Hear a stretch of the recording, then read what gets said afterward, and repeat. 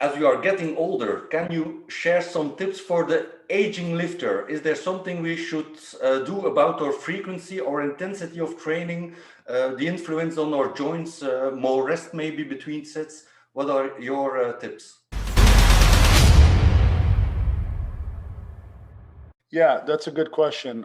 You and I are both in our mid 40s at this point, and while we're certainly not old, we are in the process of getting older as everyone else is, but we do have to be at a point where we start to consciously think and pay a little more attention into our training style. We cannot train like we did 20 years ago without any care in the world, because an injury today could be very costly and it can really set you back.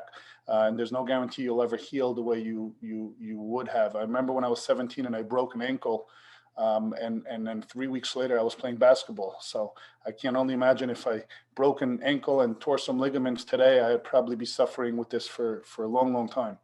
At the end of the day, as this is a TRT channel, naturally make sure you're optimal, okay? Make sure your hormones and your biochemistry is optimized properly with the right care, the right management and supervision, because without the basis for what goes on inside your body and how the nutrients are utilized and how your body repairs from the stress in the gym, obviously you're working with a half deck. So make sure that is first and foremost taken care of. As far as your training goes, yes, you need to sit down and define your priorities. I cannot make decisions for people as to what their priorities can be. Obviously, you have triathletes who are in their 50s and 60s and they want to perform on a certain level. So performance would be their focus. You have people who still compete in various aesthetics, bodybuilding, physique, etc. Those people also can be competing in the masters divisions and want to look a certain way. Aesthetics becomes their priority. And then you have your average individual who says, I want to maintain a long, an active lifestyle. I want to maintain my health. And then health becomes their priority.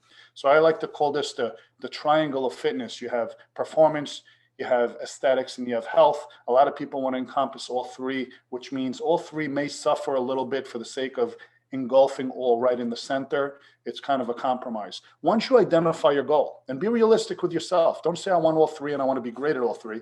Pick a goal, choose it, and run with it.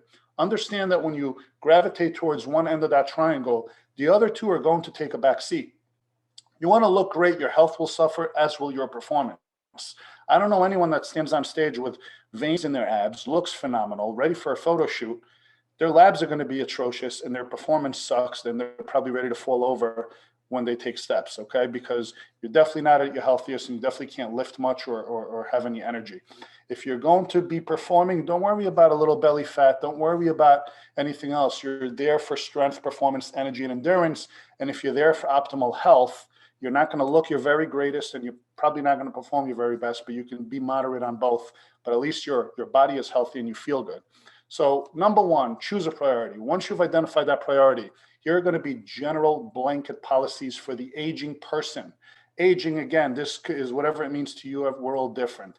40s, 50s, 60s, 70s. Naturally, once you get really up there, your goals should be changing into mobility and sustainability of life functions and independence. If I'm 90 years old, I want to be able to tie my own shoes and feed myself, right? I want to be able to walk to the restroom and take a shower on my own. Those priorities are much more important to someone who is at that age group than someone like us.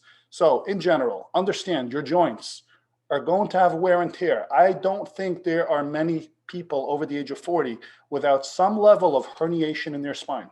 Okay, these discs that compress are going to cause some level of cartilage herniation eventually. This is wear and tear, guys. This is like putting 80,000 miles on a set of tires and saying, but I'm a really good driver and I never raced and I never burned them out. Why are they running thin? It's wear and tear. Your body is erect, your spine is keeping you upright, you're in various different positions. We're a very forward-leaning society. We're constantly texting and on a keyboard. We're slouched. Our spines are not designed to be in the positions we're in today. Your pelvis is constantly contracted, okay? And you're driving or you're texting. So our postures have suffered dramatically. And now when we go and we try to extend and lift heavy weights, we're essentially putting more compression in a spine that's already worn. So be very careful with your back, okay? Your lumbar specifically. Some people have thoracic issues with very tight shoulders as a result of slouching forward. And then they tear rotator cuffs or they tear their pec when they try to, bench press too much. The key for the aging lifter is to Get the ego out of their head. Forget the numbers. Forget the bench press from high school or the back squat or the deadlift PR. Start to scale back on your weights and start to use slower movement. Okay, there's no popping, there's no acute tears in slow controlled movements.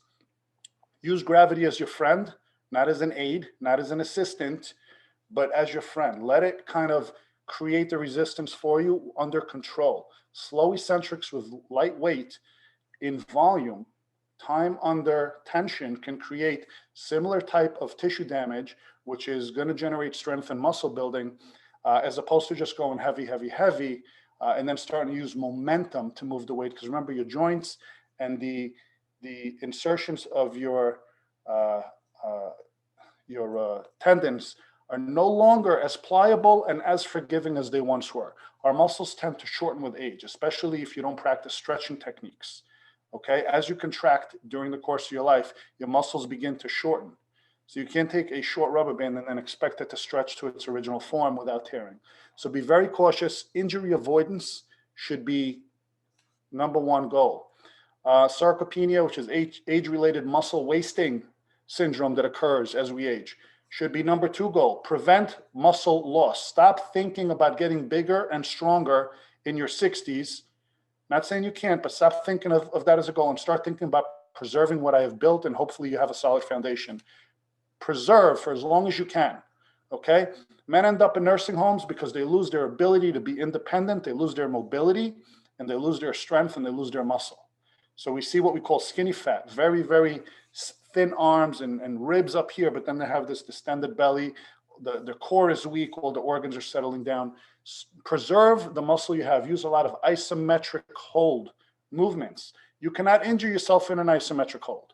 Okay, if you hold a plank instead of doing 500 sit-ups, your back will thank you and your core will maintain stability. So a lot of isometric exercises are going to be a friend. Lighter weight will be a friend. Increased volume. Slow down. Slow down. 5-second descent, 5-second ascent. Sit in a chair, stand in a chair. Do that 100 times with your own body weight. See how your legs feel the next day. Okay, the goal with age is longevity and sustainability. Preserve what you have, strengthen it. Don't worry about getting up on stage unless you're a competitive athlete. And again, injury prevention is going to be number one.